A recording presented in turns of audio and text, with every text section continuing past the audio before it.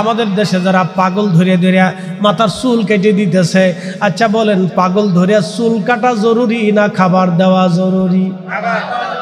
খাবার না খাওয়াইয়া চুল কাটতেছো কে? এইগুলি তোমার কে শিখাইলো?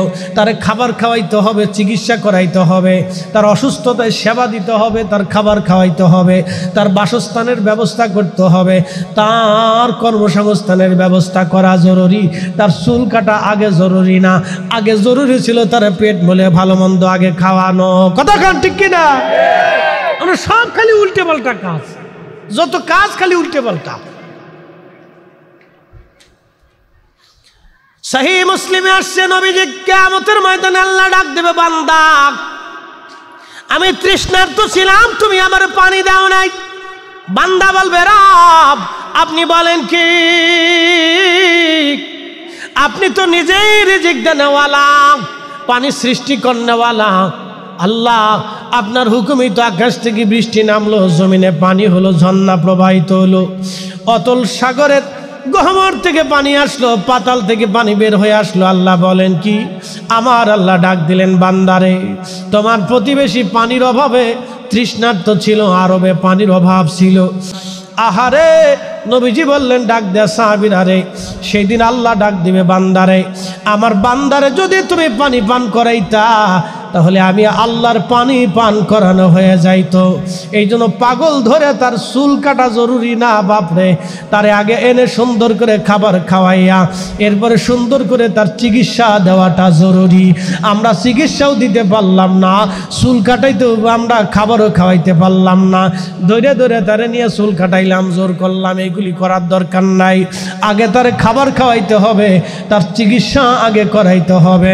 কিয়ামতের ময়দানে আল্লাহ ডাক দেবে, বান্দা আমি অসুস্থ ছিলাম, তুমি আমার সেবা করো নাই, আমার চিকিৎসা করো নাই। বান্দা বলবে, রাব্বি বলেন কি? আপনি তো নিজেই চিকিৎসাফি, আপনি নিজেই তো সেবা করনেওয়ালা। আল্লাহ সব ওষুধের মধ্যে আপনি গুণাবলী দিয়েছেন। আল্লাহ আপনি সাফি, সেবা করনেওয়ালা আল্লাহ, আপনি আবার কখন অসুস্থ হলেন? আল্লাহ ডাক দেবে, বান্দারে আমি অসুস্থ ছিলাম, তুমি যদি আমার বান্দা অসুস্থ ছিল, তোমার প্রতিবেশী এলাকাবাসী, মহল্লাবাসী, তোমার দেশবাসী অসুস্থ ছিল, বান্দারে তুমি যদি তার চিকিৎসা করাইতা, আমি রব্বুল আলামিনের চিকিৎসা করানো হয়ে যাইতো। একবার জোরে বলা যাবে কি মারহাবা? আমি আজকে দেখলাম কিছু লোকেরা পাগল ধরে ধরে নিয়ে তাদের মাথার চুল কাটতেছে। আচ্ছা বলেন চুল কাটা জরুরি না খাবার খাওয়ানো জরুরি? আসতে কোন কেন জোরে বলেন? চুল কাটা জরুরি না তার এই সেবা শুশ্রূষা, তার এই পোশাক আশাক দেওয়া জরুরি? তার পোশাক আশাক দেওয়া জরুরি, তার খাবার খাওয়ানো জরুরি। আপনি চুল কেটে কি করবেন? চুল কাটলে তো চুল আবার হইব। কি কথা ঠিক আছে কিনা? এক মাস যদি চুল না কাটে তো চুল আবার যা তাই হয়ে যাবে। 2 মাস যদি চুল না কাটে, 6 মাস চুল না কাটলে চুল যা তাই হবে। চুল কাটানো তো জরুরি না, তার ধরে নিয়ে আগে খাবার খাওয়াইতে হবে, তার দিল ঠান্ডা করাইতে হবে, তার সেবা করাইতে হবে, তার চিকিৎসা করাইতে হবে। একসাথে বলবেন আল্লাহু আকবার। ধরে ধরে নিয়ে চুল কাটতেছে, ধরে ধরে নিয়ে পরিষ্কার করতেছে, পরিষ্কারের নাম দিয়ে ধরে ধরে নিয়ে চুল কাটতেছে না। আগে তার খাবার খাওয়ানো জরুরি, তার চিকিৎসা করানো জরুরি। আমরা এমন একটা দেশে বাস করি, পাগল ধরে নিয়ে চিকিৎসা করানোর মতো অপশন আমাদের হাতে নেই। তাহলে আমার দেশে এত পাগল ঘুরে কেন? সরকারের উচিত ছিল পাগলদেরকে ধরে ধরে নিয়ে তাদেরকে পাগলাগারদে নিয়ে চিকিৎসা করানো। কথা ঠিক আছে না ভাই? কিন্তু সরকার ব্যর্থ হয়েছে, সরকার পারে নাই। তো সরকার টাকা দিয়ে কি করে বলেন? এই যে অন্য ভাই বলে দিলে অন্য দেশে অনেকে বাড়ি করে, সুইজারল্যান্ডে বাড়ি করে, ইউরোপে বাড়ি করে, আমেরিকা বাড়ি করে, সিঙ্গাপুরে বাড়ি করে, মালয়েশিয়া বাড়ি করে, বিদেশে পাচার করে, বউ পাচার করে, ছেলে মেয়ে পাচার করে, টাকা পাচার করে, অর্থ পাচার করে। এ দেশ থেকে যদি টাকা পাচার না হতো তাহলে আমার দেশ সোনার বাংলা আসলেই সোনার বাংলা হতো। কথা বলেন ঠিক কিনা? এই পাগলদেরকে খাওয়ানোর দায়িত্ব ছিল রাষ্ট্রের। রাষ্ট্রের দায়িত্ব ছিল পাগলদেরকে ধরে ধরে নিয়ে চিকিৎসা করানো। আমাদের বাংলাদেশে প্রায় 5 লক্ষ পথ শিশু আছে। 5 লক্ষ পথ শিশু বুঝেন? মা নাই, মা জন্ম দিয়ে ছেড়ে দিছে, কোথায় মা তার খবর নাই, বাবা নাই, বাবা জন্ম দিয়ে চলে গেছে, বাপের কোনো অস্তিত্ব নেই। আবার এমন বাচ্চা আছে তারা যে কে জন্ম দিছে সে নিজেও জানে না। এদের নাম হচ্ছে পথ শিশু। তারা পথে ঘাটে থাকে, যেখানে সেখানে তারা ঘুমায়, দলবদ্ধভাবে তারা থাকে। আচ্ছা বলেন তো, এই বাচ্চাদের দায়িত্ব কি আমাদের না রাষ্ট্রের? রাষ্ট্রের। রাষ্ট্র ব্যর্থ হয়েছে। আপনারা তো রাস্তার চিন্তা করেন, কিন্তু জানেন না তো যে 5 লক্ষ পথ শিশু আছে, এর চিন্তা কে নিবে? এর চিন্তা কে নিবে? এই 5 লক্ষ শিশু যদি এখনই আমরা তাদেরকে খাওয়াইতে না পারি, ঠিক মতো শিক্ষা দীক্ষা দিতে না পারি, তাহলে আগামী দিনে চোর হবে, ডাকাত হবে, সন্ত্রাস হবে, খুন করবে, গুলি করবে। কি কথা কন না কেন? হ্যাঁ, আগামী দিনে গুলি করবে, আপনার সন্তানকে গুলি করবে, আপনাকে গুলি করবে।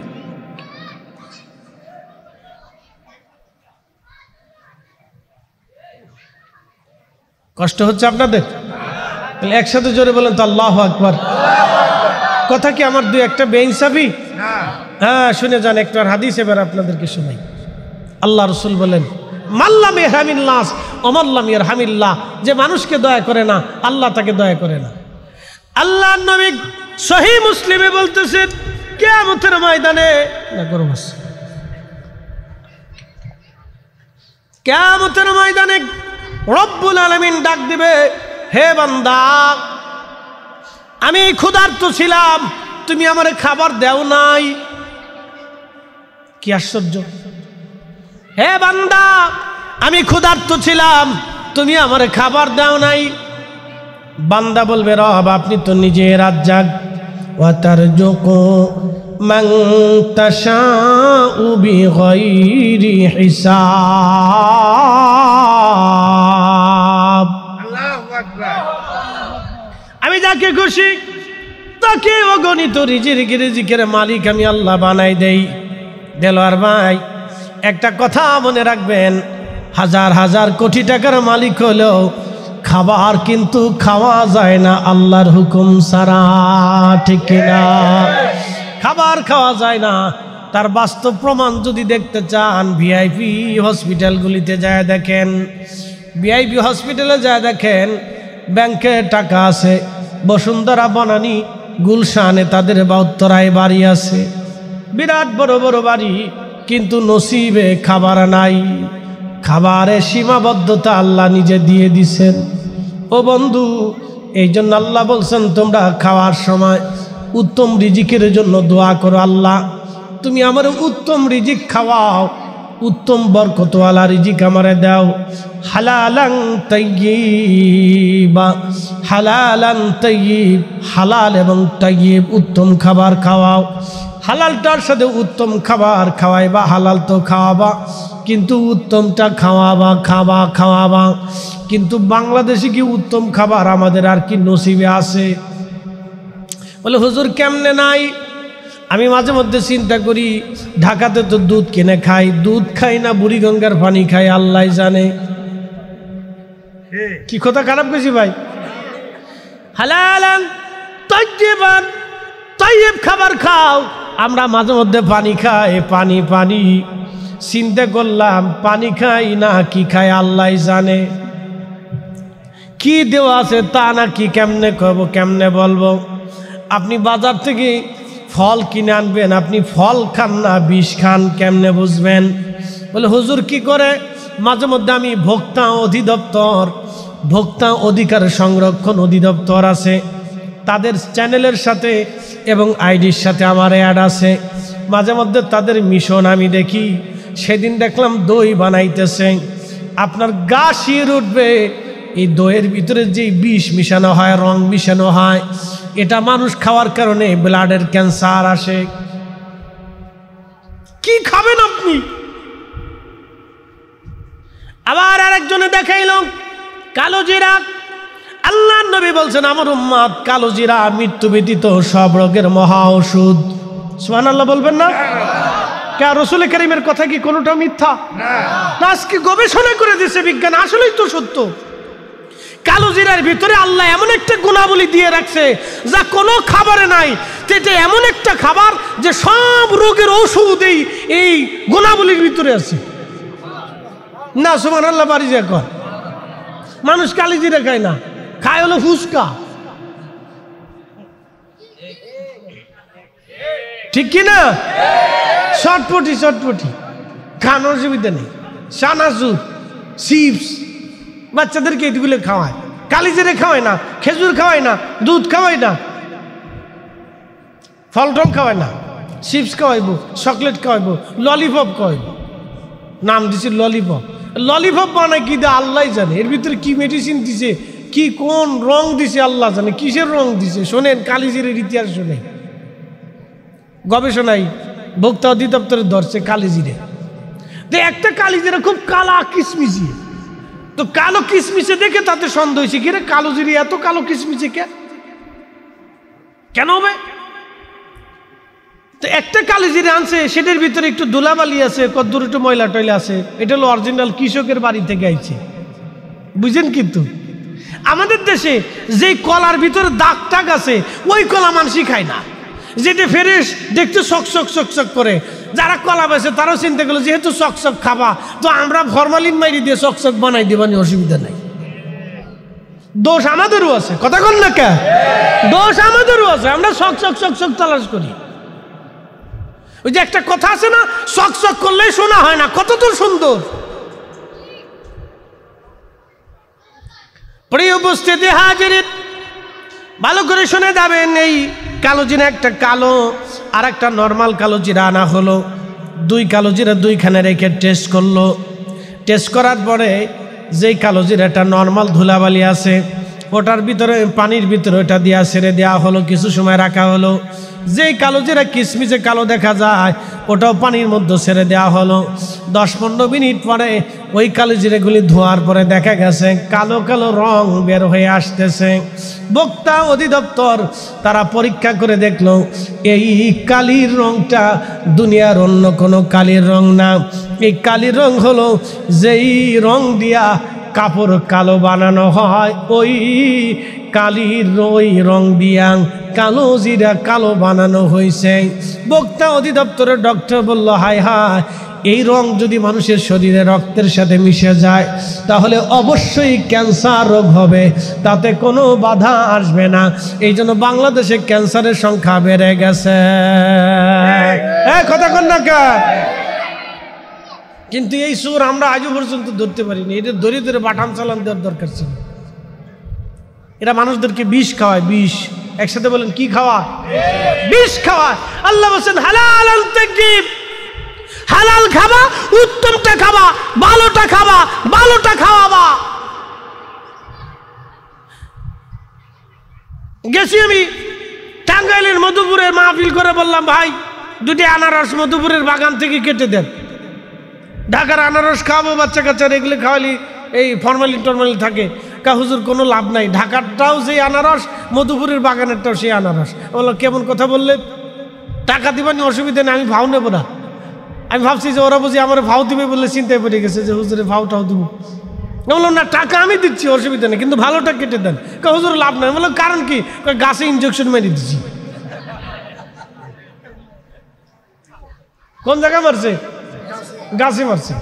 আমাদের দেশে আম আসে না? আম আসেনি, গাছে থাকতেই মাইরে দেয়, স্প্রে করে দেয়। 4-5 বার মারে। খা বাঙালি, চকচকাটা খা, চকচকাটা খা। খালি চকচক চকচক খাইতে চাও তো চকচকাটাই খাও। পৃথিবীর এই দেশ ছাড়া পৃথিবীর কোন দেশে আপনি ফলে আপনি ওষুধ পাবেন না। ওষুধ যদি দেয়, খাবারে যদি কোনো 2 নম্বরই হয়, তো সৌদি আরবে যদি হয় তাহলে একবারে কোম্পানি শুদ্ধ বাতিল হবে, ওর জিন্দিগির জেল জরিমানাতে হবে, ওর হাত পর্যন্ত কেটে দিবে, ওর 14 গোষ্ঠী ল্যাংরা বানাই দিবে। একমাত্র বাংলাদেশেই সম্ভব, আর অন্য কোনো দেশে সম্ভব না।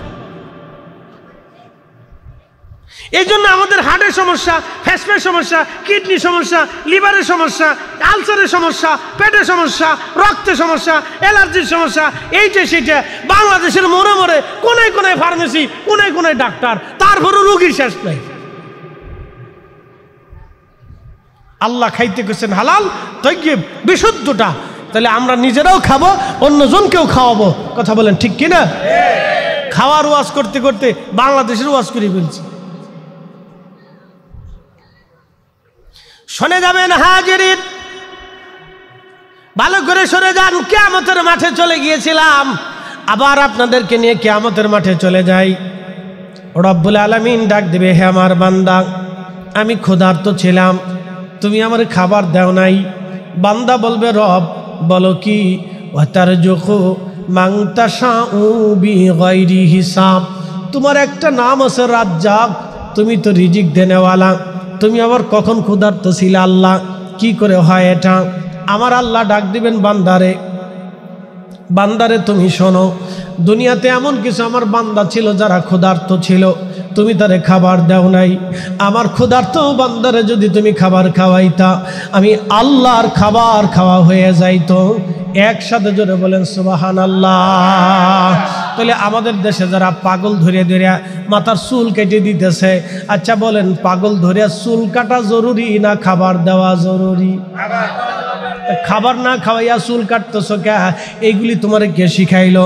তারে খাবার খাওয়াইতে হবে, চিকিৎসা করাইতে হবে, তার অসুস্থতায় সেবা দিতে হবে, তার খাবার খাওয়াইতে হবে, তার বাসস্থানের ব্যবস্থা করতে হবে, তার কর্মসংস্থানের ব্যবস্থা করা জরুরি। তার চুল কাটা আগে জরুরি না, আগে জরুরি ছিল তার পেট বলে ভালো মন্দ আগে খাওয়ানো। কথা কান ঠিক কিনা? আমরা সব খালি উল্টে পাল্টা কাজ, যত কাজ খালি উল্টে পাল্টা। সহিহ মুসলিমে আসছে, নবীজি কিয়ামতের ময়দানে আল্লাহ ডাক দেবে, বান্দা আমি তৃষ্ণার্ত ছিলাম, তুমি আমার পানি দাও নাই। বান্দা বলবে, রব আপনি বলেন কি? আপনি তো নিজেই রিজিক দেনেওয়ালা, পানি সৃষ্টি করনেওয়ালা আল্লাহ, আপনার হুকুমই তো আকাশ থেকে বৃষ্টি নামলো, জমিনে পানি হলো, ঝর্ণা প্রবাহিত হলো, অতল সাগরের গহ্বর থেকে পানি আসলো, পাতাল থেকে পানি বের হয়ে আসলো। আল্লাহ বলেন কি? আমার আল্লাহ ডাক দিলেন, বান্দারে তোমার প্রতিবেশী পানির অভাবে তৃষ্ণার্ত ছিল, আরবে পানির অভাব ছিল, এই জন্য পানির কথা নবী বলেছেন। আরবে এখনো পানির বড় সংকট, পানির অভাব কত বড় কঠিন যদি দেখতে চান, ফিলিস্তিনের দিকে তাকান, তারা পানির তৃষ্ণায়ও অনেকেই কষ্ট করতেছে, পানিও নাই, খাবারও নাই। আহারে, নবীজি বললেন, ডাক দেয়া সাহাবীরা রে, সেই দিন আল্লাহ ডাক দিবে, বান্দারে আমার বান্দারে যদি তুমি পানি পান করাইতা, তাহলে আমি আল্লাহর পানি পান করানো হয়ে যাইতো। এই জন্য পাগল ধরে তার চুল কাটা জরুরি না বাপরে, তারে আগে এনে সুন্দর করে খাবার খাওয়াইয়া এরপরে সুন্দর করে তার চিকিৎসা দেওয়াটা জরুরি। আমরা চিকিৎসাও দিতে পারলাম না, চুল কাটাইতেও আমরা খাবারও খাওয়াইতে পারলাম না, ধরে ধরে তারে নিয়ে চুল কাটাইলাম, জোর করলাম, এইগুলি করার দরকার নাই। আগে তারে খাবার খাওয়াইতে হবে, তার চিকিৎসা আগে করাইতে হবে। কিয়ামতের ময়দানে আল্লাহ ডাক দেবে, বান্দা আমি অসুস্থ ছিলাম, তুমি আমার সেবা করো নাই, আমার চিকিৎসা করো নাই। বান্দা বলবে, রাব্বি বলেন কি? আপনি তো নিজেই চিকিৎসাফি, আপনি নিজেই তো শেফা করনেওয়ালা। আল্লাহ সব ওষুধের মধ্যে আপনি গুণাবলী দিয়েছেন আল্লাহ, আপনি শাফি, শেফা করনেওয়ালা আল্লাহ, আপনি আবার কখন অসুস্থ হলেন? আল্লাহ ডাক দেবে, বান্দারে আমি অসুস্থ ছিলাম, তুমি যদি আমার বান্দা অসুস্থ ছিল, তোমার প্রতিবেশী এলাকাবাসী, মহল্লাবাসী, তোমার দেশবাসী অসুস্থ ছিল, বান্দারে তুমি যদি তার চিকিৎসা করাইতা, আমি রব্বুল আলামিনের চিকিৎসা করানো হয়ে যাইতো। একবার জোরে বলা যাবে কি মারহাবা?